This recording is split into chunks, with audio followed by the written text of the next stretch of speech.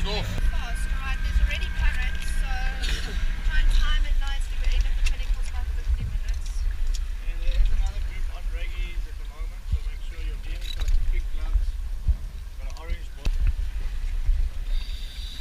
Okay.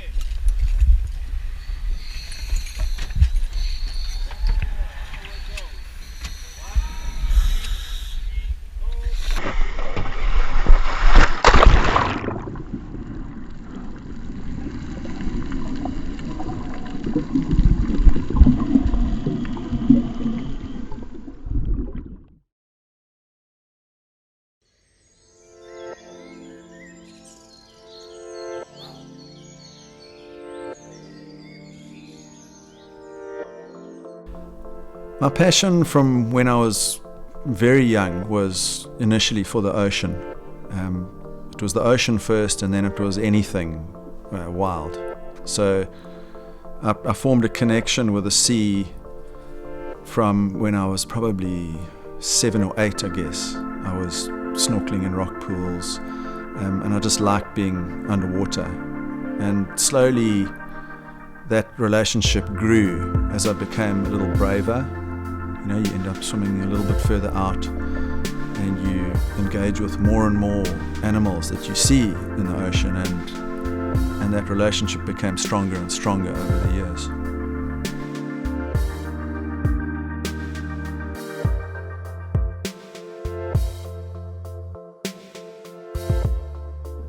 Yeah, when you look for a motivation and you ask yourself why you keep going back into the sea and you keep seeking these experiences,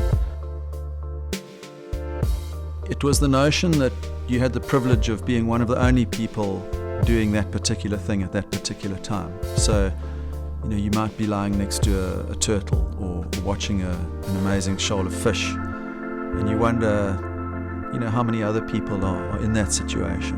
You know, you're deep underwater a lot of the time, holding your breath, and you feel unique and you feel special. And I think, you know, in later years I could have said it was the spearfishing or you know, the sport or the physical challenge, but really at the base of it all was like a privileged sense of adventure.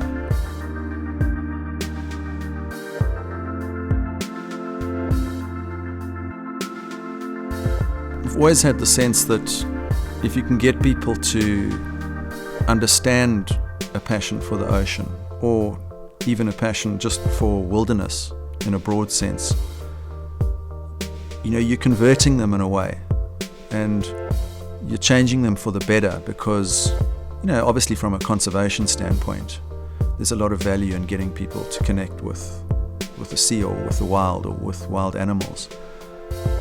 And it's, you know, it's almost like a type of evangelism. You know, you're showing people these incredible things, and they go, oh, you know, that's amazing. I never knew, or I never knew that's what it looked like, or I never knew that's how this animal behaved. And you immediately convert them into a conservation mind point. And I like that. I think that's something worth pursuing, you know, and it's something that's kind of bled through into a lot of the films that I've ended up working on.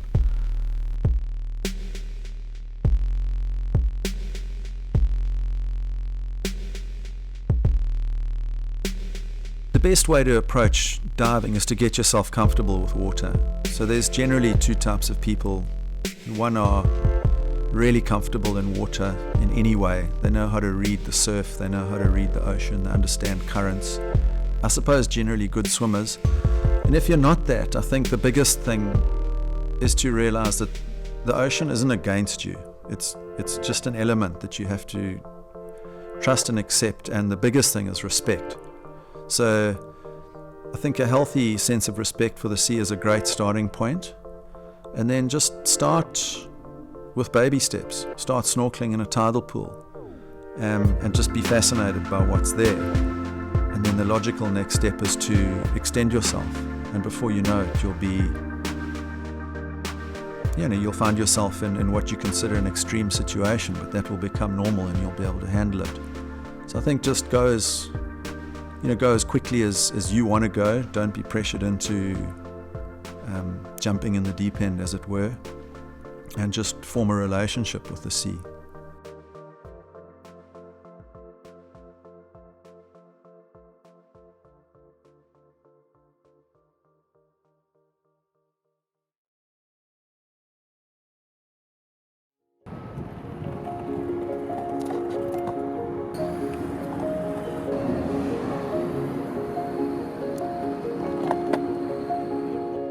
leading to surfing, I can just say it was, I don't want to say poverty, but it was just really through hard times that we got into surfing. Walking on the street just feels like everyone's going the other way and I'm going the other way. So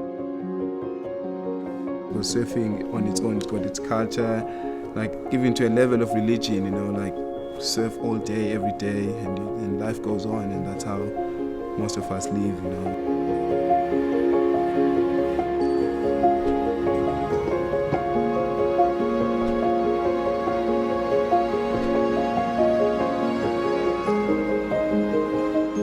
As human beings, maybe we're designed to be submissive, It's just, for me, being submissive to that power of the ocean kind of makes me feel real.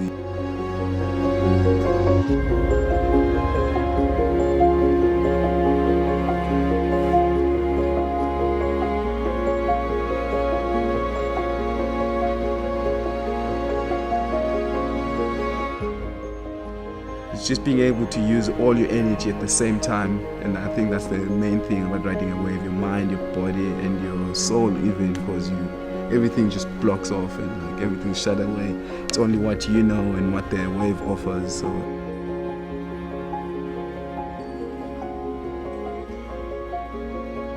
it's just the only place where you feel really humbled, and like, I think, in my opinion, humble is the most honest expression you could ever have as a person.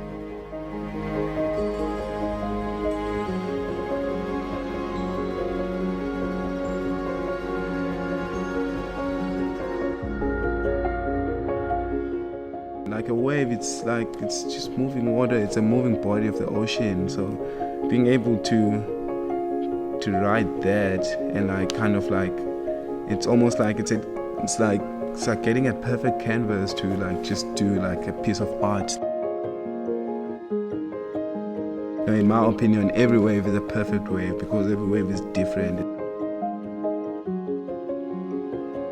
The understanding of the wave, over many years of doing it, it just kind of gives you this drive to keep doing it more and more, because it's pure energy,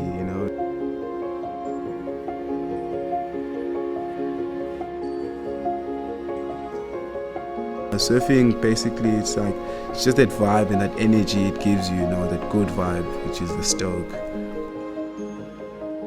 It's almost like a tangible feeling, that you can guarantee yourself you'll be stoked every day after a surf. All I really lived off.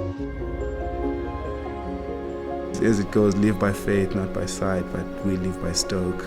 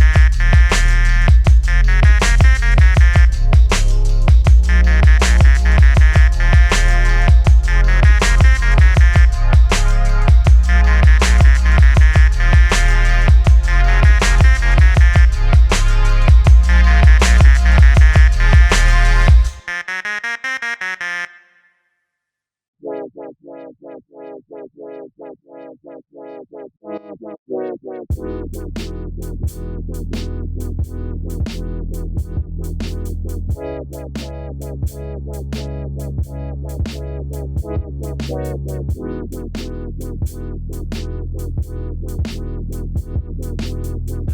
been living in Durban my whole life, so that's 40 years now.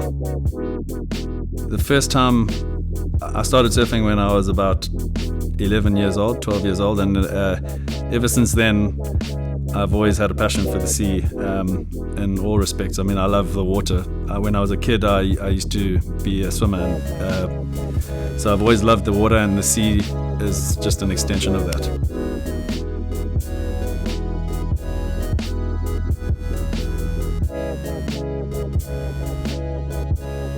I think proof of how huge a part of my life the ocean is the fact that I still live in Durban. Because from a work point of view, if I moved to Joburg or inland or even Cape Town, I would probably make a lot more money and I'd probably be a lot more of a wealthy man, but I think I just couldn't move away from the sea. It's like such a huge thing for me, being close to the ocean. And when I go inland and I go to Joburg or anywhere away from the ocean, I can feel that I just don't feel the same.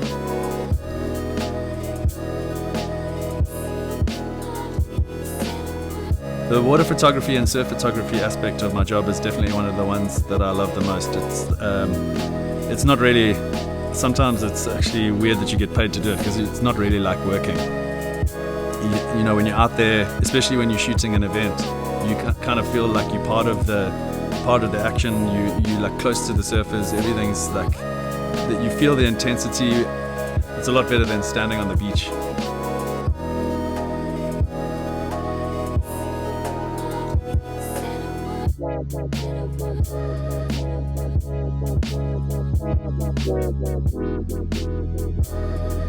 I always say to people that no matter what the ocean is like, even if it's windy and there's the water's cold and it's like choppy, when you go in and come back out again, you always feel better once you've been in and out.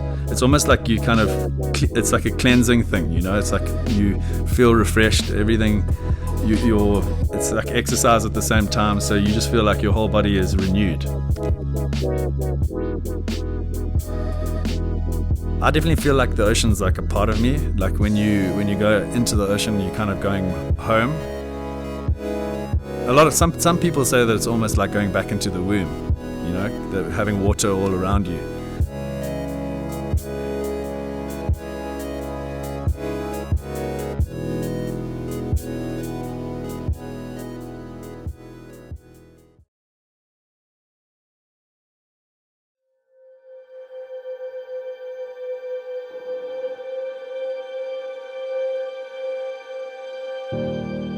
In 2011, it was January, my brother, growing up together, surfed together most. It was like just a midday, on like one of those days where you can be like, it's 100%, nothing's gonna happen, like everything is just spot on, not even a single drop of water is out of place. And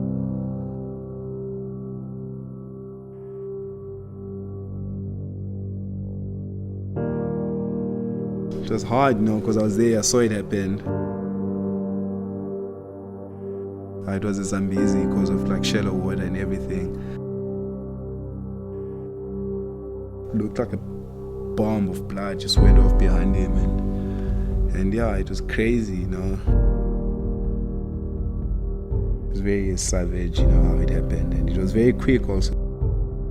It's still like stuck in my head. It's just like, it's kind of a nerve-wracking scenario where you lose like probably your best friend.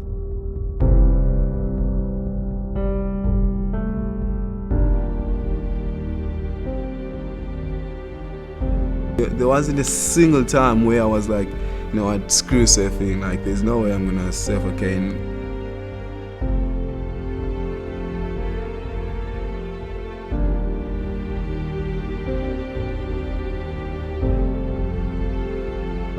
It's just quick, everything just goes by so quickly that you don't realize, like there's nothing you can really do,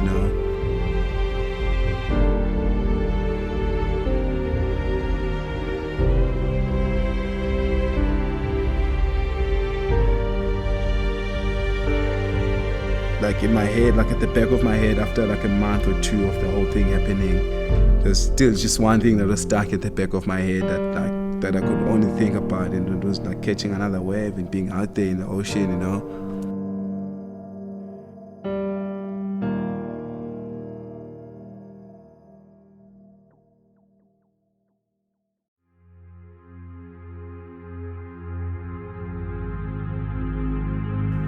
On the day that Mick got attacked by a shark, it was the final day. We'd worked that whole morning, and one of my jobs, because I was the furthest camera up the point, was to frame up each surfer, and then they put the biography underneath, and like the surfer bio underneath. And as I framed him up, I saw a splash, and then I thought it was a ray at first. I saw this fin come up, and then all of a sudden Mick got bumped, and to be honest, it was pretty surreal. I wasn't sure what was going on, but it was a weird emotion for me, because I know Mick on a personal level, so I kind of just try to go in and see what exactly was happening. And then when I realized it was a shark, it was something that I'll never forget. Fanning's still swimming on his own right, to the assistance of the jet skis. He'll hop on the sled and reset. So climbing up with his own ability as he keeps his head down. Fanning with a thumbs up, he is okay.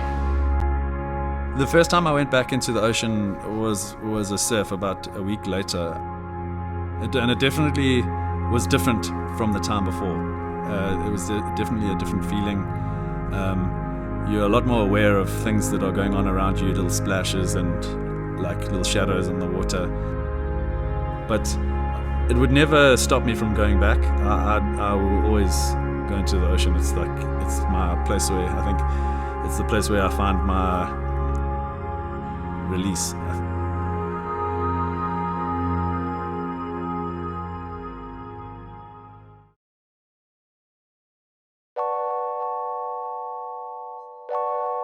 Aliwal Shoal is one of those places where you can have a truly dreadful experience or a jaw-droppingly amazing experience. And for that reason, I like the place, because it's dramatic, either way you look at it. I remember one of the first things we saw was this turtle just grazing, eating the red bait. And you can hardly ever get close to those things, and for some reason, you could just lie right next to this one. It would look over its shoulder at you, and it just carried on eating. It was completely comfortable. We popped over the next ledge into the raggies cave bowl, and there were a couple of raggies swimming around. You know, incredible looking at those creatures, and they look at you and they know you're there. They don't swim away. They don't want to swim too close to you. It's just this wonderful sense of balance. You're floating above the reef, the shark's looking at you, it's kind of accepting you, and you just go about your business and it goes about its business, and it's a pretty cool experience. I think every wild animal needs to be met with respect, and I think fear is actually a good thing if it's managed in the right way.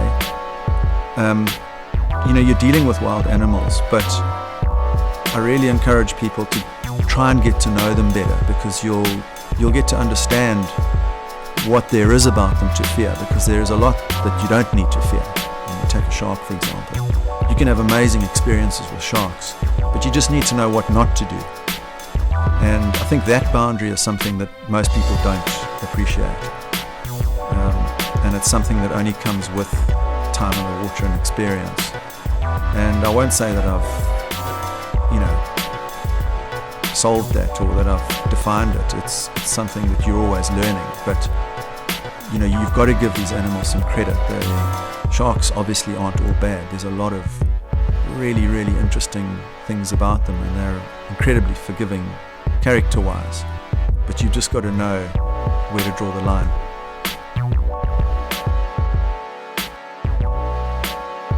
The one nice thing about that part of Aliwal are the swim-throughs.